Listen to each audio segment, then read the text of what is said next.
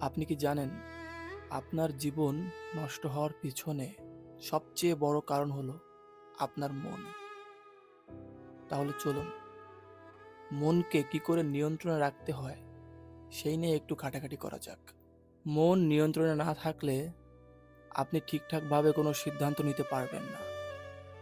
আবার মন যদি অস্থির থাকে তাহলে সেটা ভিতর থেকে আপনাকে ধীরে ধীরে দুর্বল করে দেয়। নিজের মনকে জয় করা আর পৃথিবীকে জয় করা এর মধ্যে কোনো পার্থক্য নেই।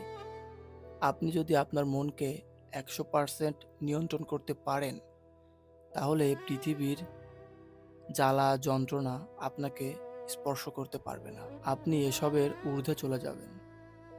তাই নিজের মনকে নিয়ন্ত্রণ করুন।